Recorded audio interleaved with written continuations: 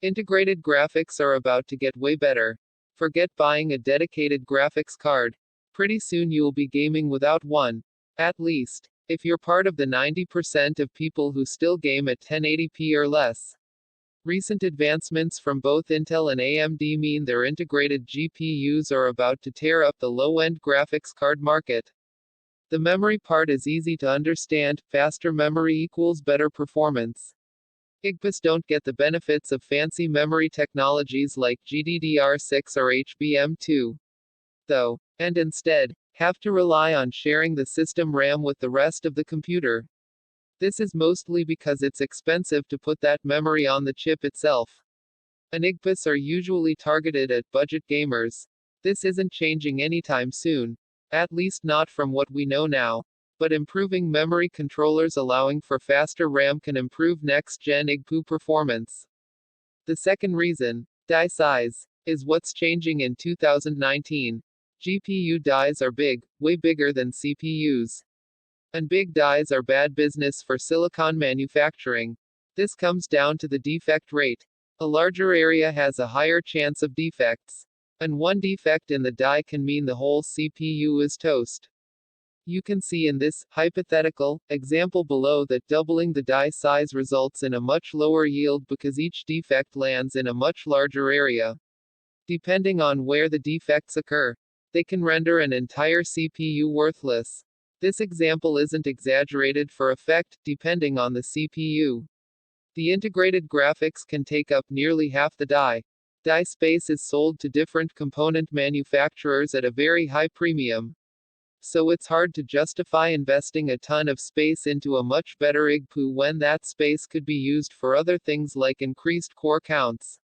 It's not that the tech isn't there. If Intel or AMD wanted to make a chip that was 90% GPU, they could, but their yields with a monolithic design would be so low that it wouldn't even be worth it.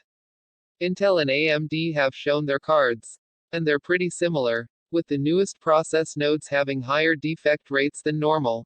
Both Chipzilla and the Red Team have opted to cut their dies up and glue them back together in post. They're each doing it a little differently, but in both cases, this means that the die size problem is no longer really a problem, as they can make the chip in smaller, cheaper pieces, and then reassemble them when it's packaged into the actual CPU.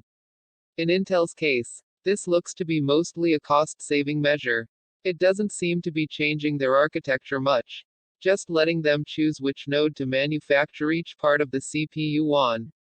However, they seem to have plans for expanding the iGPU, as the upcoming Gen 11 model has 64 enhanced execution units, more than double previous Intel Gen 9 graphics 24 EUs, designed to break the 1 TFLOPS barrier. A single T-flop of performance isn't really that much, as the Vega 11 graphics in the Ryzen 2 400G have 1.7 TFLOPS. But Intel's iGPUs have notoriously lagged behind AMD's, so any amount of catching up is a good thing. AMD owns Radeon, the second largest GPU manufacturer, and uses them in their Ryzen APUs. Taking a look at their upcoming tech, this bodes very well for them, especially with 7nm improvements around the corner. Their upcoming Ryzen chips are rumored to use chiplets. But differently from Intel, their chiplets are entirely separate dies, linked over their multi-purpose, Infinity Fabric, interconnect, which allows more modularity than Intel's design, at the cost of slightly increased latency. They've already used chiplets to great effect with their 64-core EPYC CPUs. Announced early in November, according to some recent leaks, AMD's upcoming Zen 2 lineup includes the 3300G, a chip with one 8-core CPU chiplet and one Navi 20 chiplet, their upcoming graphics architecture. If this proves to be true, this single chip could replace entry-level graphics cards. The 2400G with Vega 11 compute units already gets playable frame rates in most games at 1080p. And the 3300G reportedly has almost twice as many compute units as well as being on a newer, faster architecture. This isn't just conjecture, it makes a lot of sense. The way their design is laid out allows AMD to connect pretty much any number of chiplets. the only limiting factors being the power and space on the package. They'll almost certainly use 2 chiplets per CPU. And all they'd have to do to make the best iGPU in the world would be to replace one of those chiplets with a GPU. They've got a good reason to do so as well, as it would not only be game-changing for PC gaming but consoles as well, as they make the APUs for the Xbox One and PS4 lineups.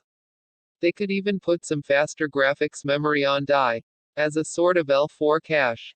But they'll likely use system RAM again and hope they can improve the memory controller on 3rd gen Ryzen products.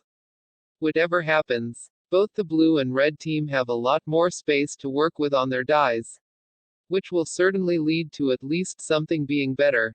But who knows? Maybe they'll both just pack in as many CPU cores as they can and try to keep Moore's Law alive a bit longer. Text source, howtogeek.com.